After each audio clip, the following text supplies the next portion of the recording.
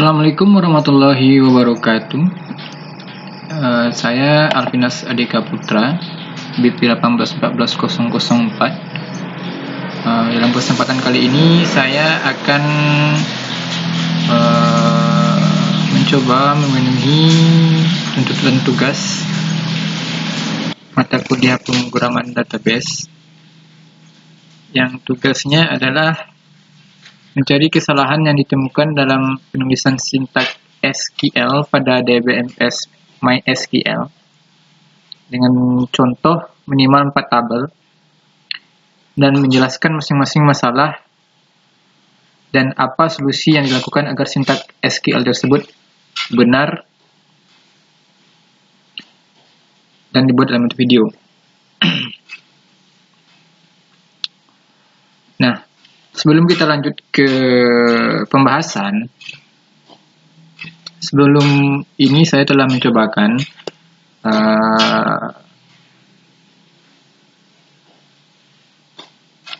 membuat database dan kesalahan-kesalahannya serta memperbaiki perintah SQL-nya. Di sini saya akan menggunakan database atau record yang telah ditugaskan pada pertemuan 9 kemarin, yaitu tentang pertanian.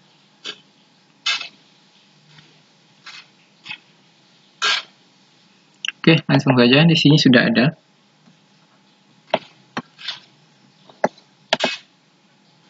Coding dari database pertaniannya.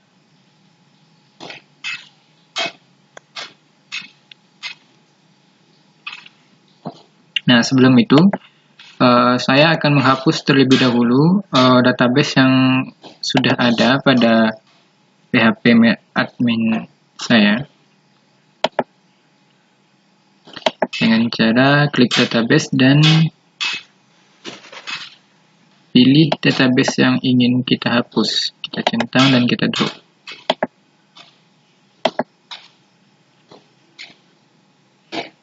Nah, mari setelah itu baru kita buat database yang baru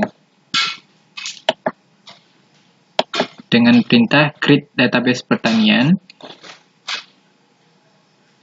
Create database ini adalah untuk membuat sebuah database, dan use pertanian ini adalah gunanya untuk mengaktifkan database pertanian yang akan kita buat tersebut.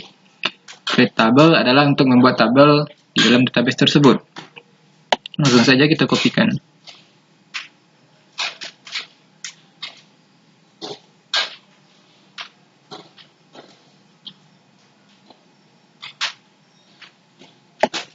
Kita copy, kita masukkan ke dalam SQL-nya.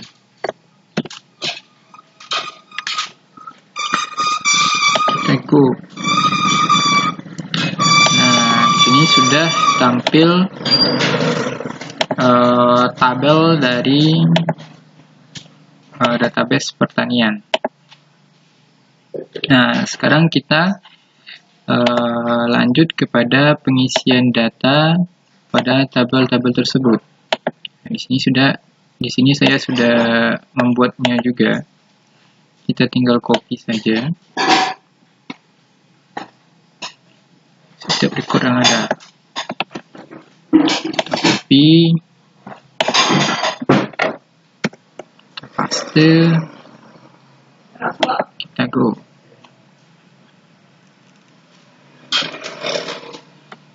Oke, berhasil.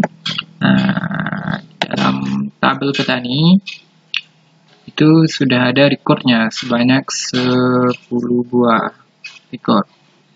Di pupuk juga sudah ada, di transaksi juga ada, transaksi detail juga sudah ada. Nah, setelah kita mengisikan record-record pada tabel-tabel dalam satu database pertanian, kita akan merelasikan keempat tabel yang ada pada database pertanian ini.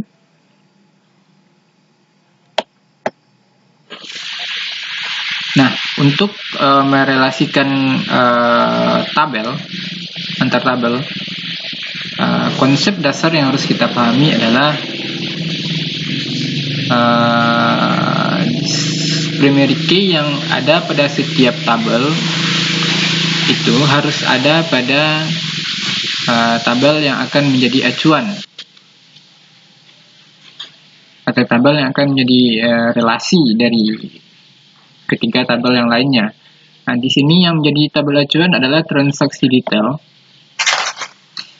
dan di mana field atau primary key yang ada pada tabel petani pupuk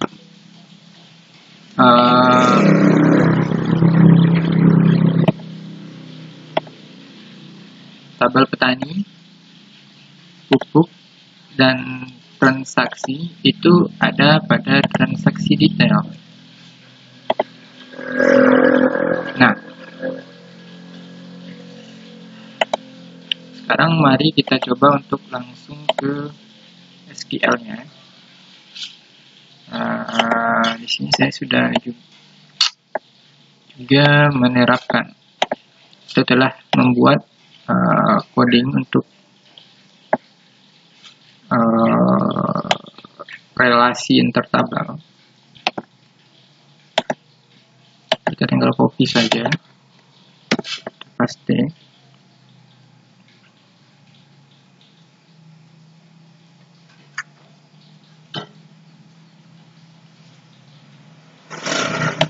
Langsung kita go.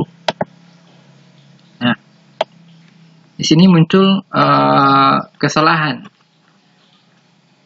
Di sini bisa kita lihat kolom transaksi detail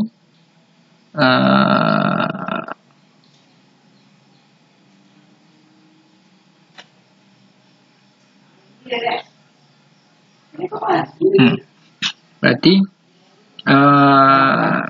untuk tabel transaksi dengan field tanggal transaksi itu tidak diketahui pada tabel transaksi detail. Nah, syarat untuk relasi antar tabel kita harus memiliki primary key-nya di tabel acuannya. Nah, solusi untuk query SQL ini adalah kita bisa lihat di sini. Yang permasalahannya adalah untuk transaksi detail itu tidak ada tanggal transaksinya. Nah, sekarang kita coba ganti tanggal transaksi dengan nomor transaksi. No transaksi.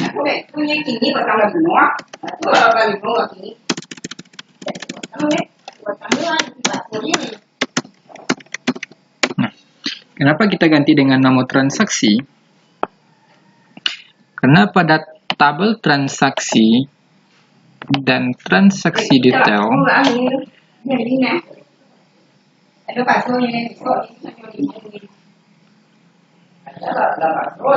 nah, dan pada tabel transaksi ini yang menjadi primary key-nya adalah nomor transaksi,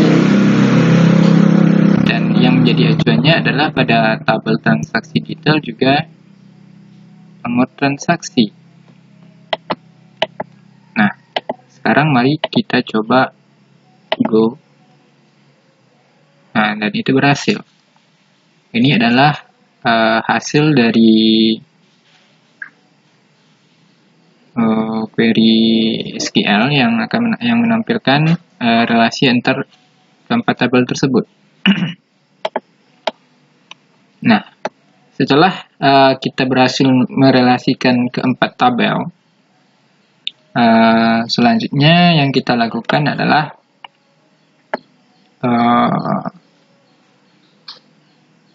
mencari rata-rata kebutuhan pupuk untuk setiap petani. Nah, di sini kita bisa menjumlahkan menggunakan perintah SQL, query SQL dengan sum.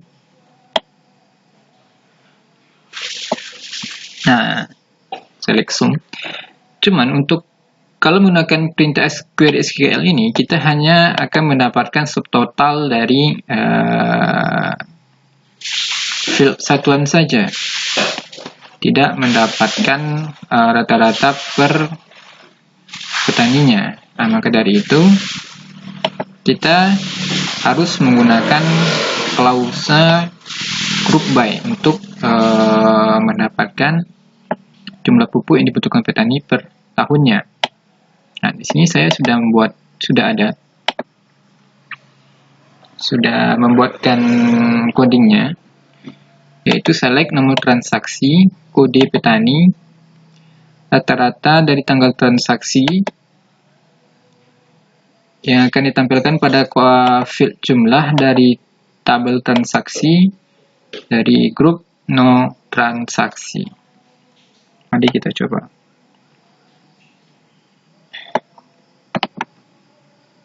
Kita copy.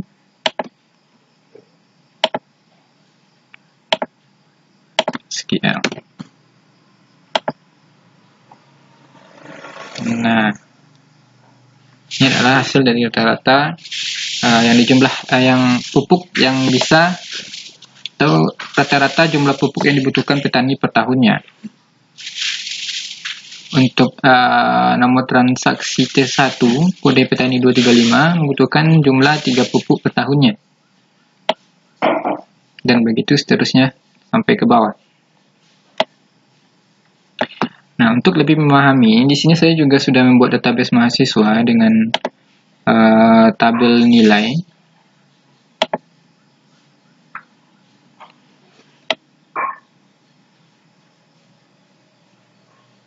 Nah, di sini kita juga akan mencari nilai rata-rata per mahasiswa. Nah, kita akan coba menggunakan klausa where dan klausa having. Baik, langsung saja kita coba. Saya akan mengambil codingnya terlebih dahulu dengan klausa where.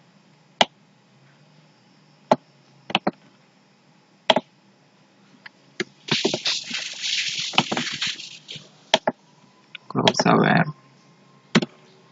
Nah, di sini saya memilih nama name dan mencari data nilai dari yang ditampilkan pada field rata-rata dari tabel nilai, dan di mana grup by name di mana nilai rata-rata besar dari 80. Nah, kenapa di sini silang? Karena klausa where itu hanya berfungsi atau digunakan ketika kita ingin membatasi baris pada kolom saja, dan tidak bisa untuk mengembalikan